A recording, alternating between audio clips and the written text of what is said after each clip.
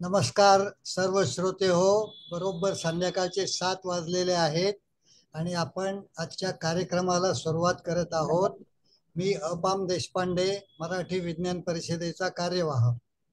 जयंतराव नारळीकरांचा आज वाढदिवस आहे. त्यांना 86 वर्ष पुरी झाली. 87व्या वर्षात त्यांनी पदार्पण केलं. जयंतराव नारळीकर हा विज्ञान कथाकारांच्या मधला एक माइलस्टोन असं म्हणता येईल आणि त्यामुळे विज्ञान कथेला जी प्रतिष्ठा लाभलेली आहे ती अखंडपणे पुढे चालू राहावी आणि मराठी साहित्यामधलं त्याचं स्थान बळकट व्हावं म्हणून साठी विज्ञान कथांचा प्रचार होणं हे मराठी विज्ञान परिषदेला महत्त्वाचं वाटलं आणि त्यामुळे 2022 सालापासून आपण जयंतरावांचा वाढदिवस हा राष्ट्रीय विज्ञान कथा दिन म्हणून साजरा करायला सुरुवात केली. यंदाचं हे 3रं वर्ष आहे. ह्या निमित्ताने आज आणि उद्या पुण्यातल्या 25 शाळांमध्ये कार्यक्रम होत आहेत विज्ञान कथांचे. औरंगाबादमध्ये प्राध्यापक सुधीर पानशांच्या गणितावरच्या कविता 2 ठिकाणी झाल्या. मुंबईमध्ये सकाळी साने गुरुजी विद्यालयामध्ये कथाकथन झालं. सोलापूरमध्ये सुनील विभूते यांचं सोलापूर विद्यापीठात कथाकथन झालं आणि दुपारी कार्यशाळा झाली. त्याचप्रमाणे धुळे, जळगाव, चाळीसगाव, गडहिंग्लज, अमरावती विद्यापीठ अशा अनेक ठिकाणी हे कार्यक्रम होत आहेत. या निमित्ताने डॉक्टर बाळ फोंडके यांनी लिहिलेला लेख आजच्या महाराष्ट्र टाइम्स मध्ये आलाय.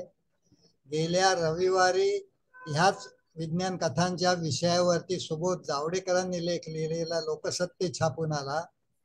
आज पुण्याच्या सकाळमध्ये प्राध्यापक संजय ढोले यांचा लेख छापून आलाय.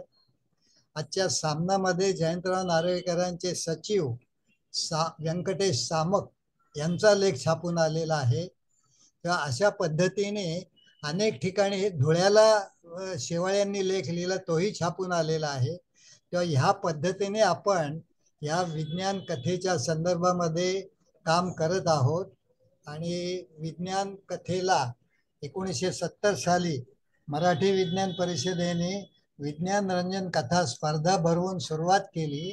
त्याच्यामध्ये जयंतराव नारळीकरांनी 74 साली बक्षीस मिळवलं.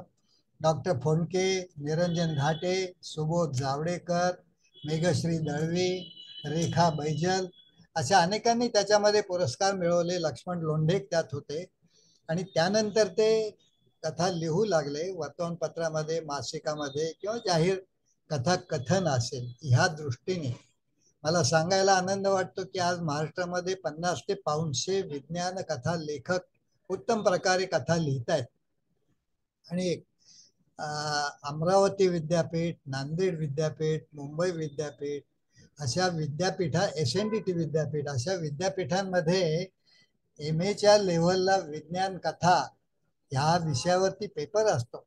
कुठे 50 मार्काचा आहे, कुठे 100 मार्काचा आहे. तेव्हा त्या दृष्टीने ह्या साहित्य प्रकाराकडे लोकांचं लक्ष जाऊ लागले. 1974 साली कराडला भरलेल्या साहित्य संमेलनाच्या अध्यक्ष दुर्गा भागवत यांनी जयंतराव नारळीकरांचा खूप गौरवपूर्ण उल्लेख केला होता. त्यानंतर मग पु ल देशपांड्यांनी त्यांच्या साहित्य संमेलनाच्या अध्यक्षीय भाषणात उल्लेख केला. उभा भावेंनी त्यांच्या साहित्य संमेलनाच्या अध्यक्षीय भाषणामध्ये उल्लेख केला होता. ह्या दृष्टीने साहित्यिक लोकांनी सुद्धा ह्या विज्ञान कथा प्रकाराची दखल घेतलेली आहे. दुर्दैवाने साहित्यामधले समीक्षक हे झडझडूनपणे याच्यामध्ये उतरलेले नाहीयेत समीक्षा करण्यासाठी. परंतु मला असं दिसतं की आपल्यातले जे ज्येष्ठ कथाकार आहेत, कथा लेखक आहेत, डॉक्टर फोंडके असतील, सुबोध जावडेकर असतील, निरंजन घाटे असतील, हे स्वतः अशा प्रकारे समीक्षा करतायत आणि ही कथा आणखीन सकस होण्यासाठी प्रयत्न करतात. तर ह्या दृष्टीने आजचा हा विज्ञान कथा दिन, राष्ट्रीय विज्ञान कथा दिन आपण साजरा करतो आहोत. आणि आज नव्हे परंतु रविवार पासून 2 दिवस बंगलोरून Indian science fiction studies group ह्या ग्रुप तर्फे एक राष्ट्रीय स्तरावरती परिषद होणारे विज्ञान कथांच्या संदर्भामध्ये, याच्यामध्ये भारतातल्या सगळ्या राज्यातले कथा लेखक भाग घेणार आहेत. आज आता आपण कार्यक्रमाला सुरुवात करूया.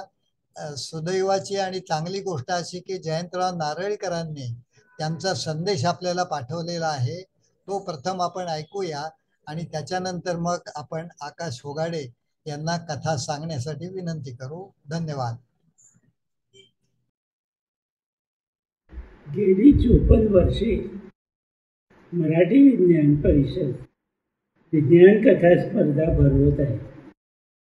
त्यामुळं मराठी समाजात विज्ञान कथा लेखकांची संख्या वाढत आहे आणि विज्ञान कथा लेखकांची नवीन पिढी तयार व्हावी म्हणून गेली 12 वर्ष परिषद नव्याने विज्ञान कथा लिहू इच्छिणाऱ्यांसाठी कार्यशाळा घेत असते. याची मला कल्पना आहे. 19 जुलैला माझा वाढदिवस असतो. त्यानिमित्त मराठी विज्ञान परिषद गेली 3 वर्ष भारतभर विज्ञान कथा दिन पाळत असून विविध उपक्रम होत आहेत. अशा सर्व उपक्रमांसाठी माझ्या शुभेच्छा.